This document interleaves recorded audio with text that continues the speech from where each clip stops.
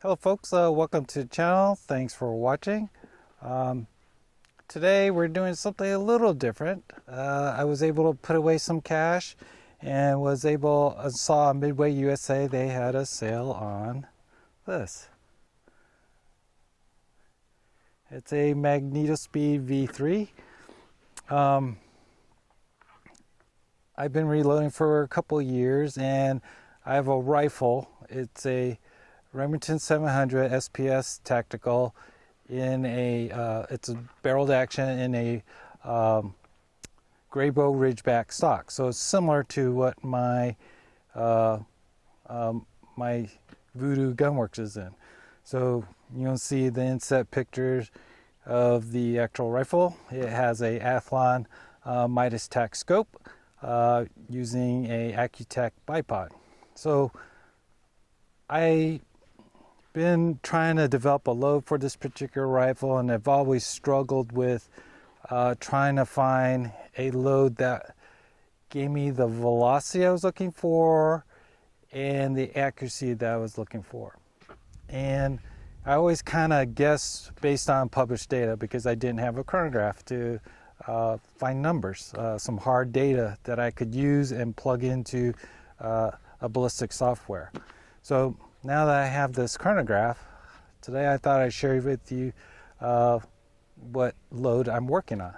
So if you look here, I have a picture from Alliance of the load I'm using. So the load I'm using today is Starline small rifle primer brass with Federal Gold Metal Match primers, small rifle primers.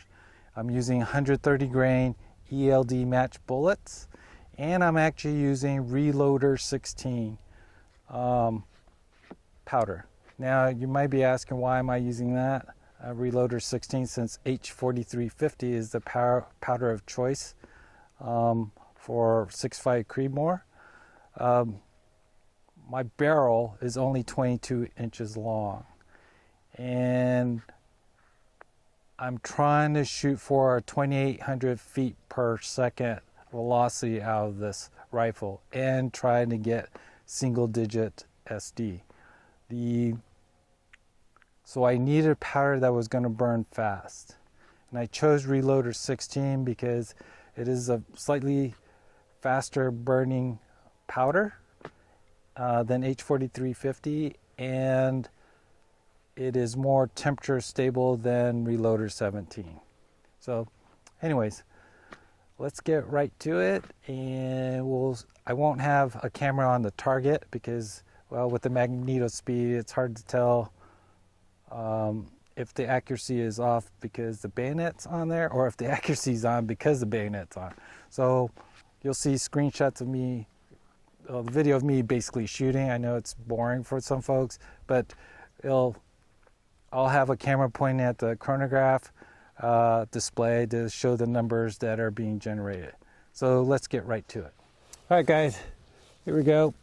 43 grains of Reloader 16, 130 grain ELD match, 6.5 Creedmoor. Bottom center target.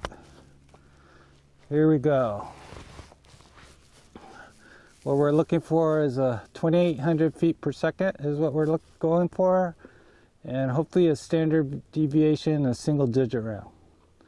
5 round shots. Here we go.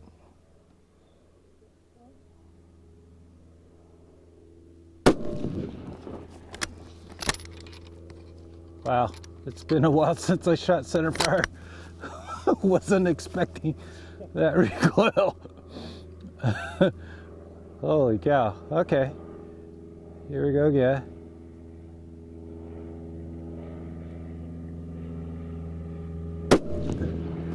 Wow. I know I don't have a camera at the 100-yard mark, but it's stacking them.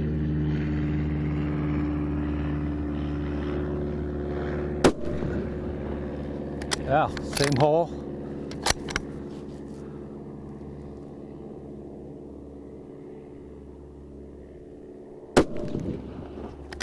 Same hole.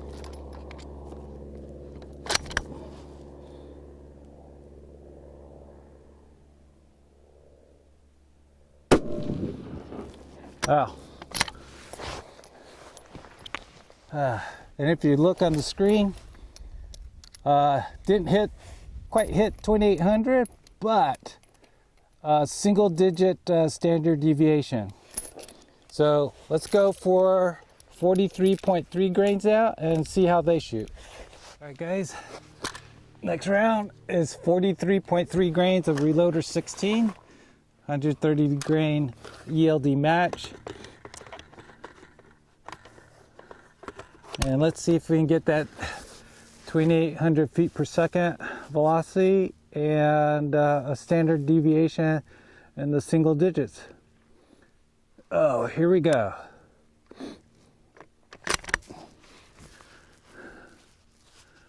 Accuracy wise, the 43 grain was nice. I mean, it was spot on. So let's hope we can get the same out of this 43.3.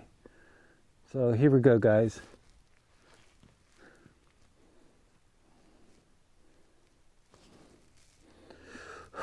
Okay.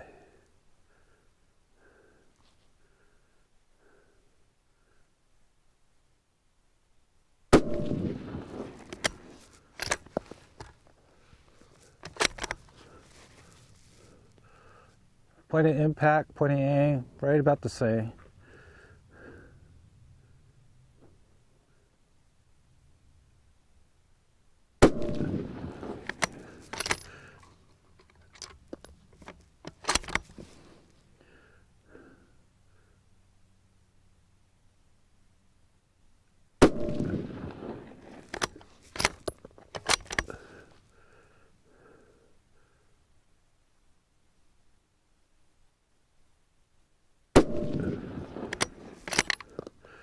Yeah, it's stacking them there.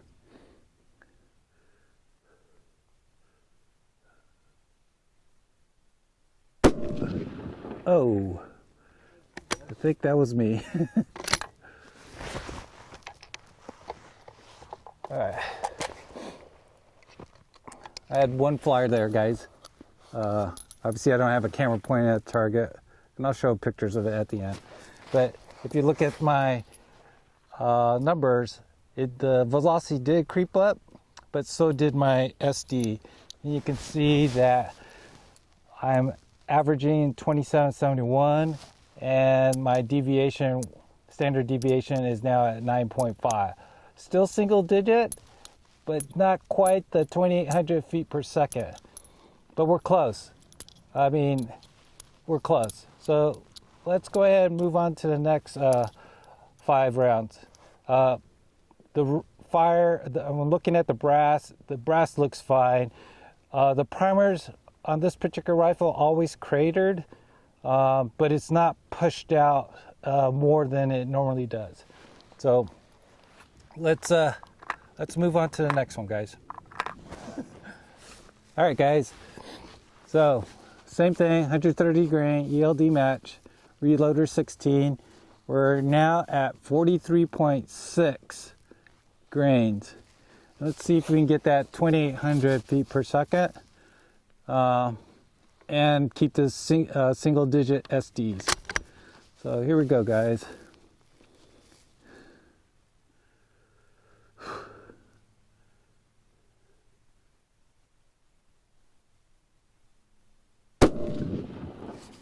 Oh, that was bullseye.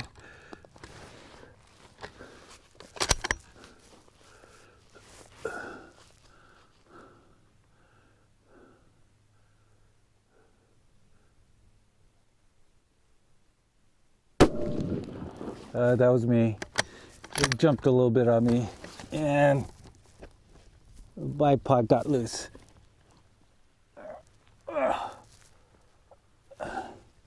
Yeah, there we go.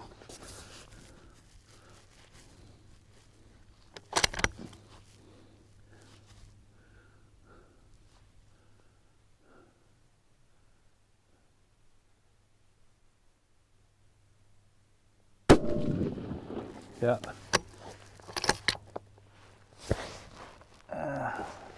These numbers aren't looking so good right now.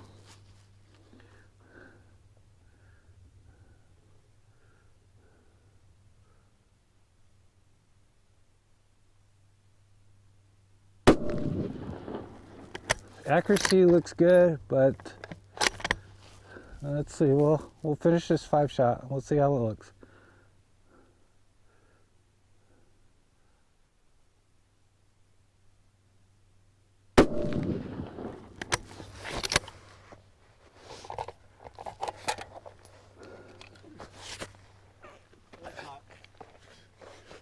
Yeah. Problem is, accuracy's still good, but the numbers got crappy. So average was 27.95, but the standard deviation is now at 14. Oh. All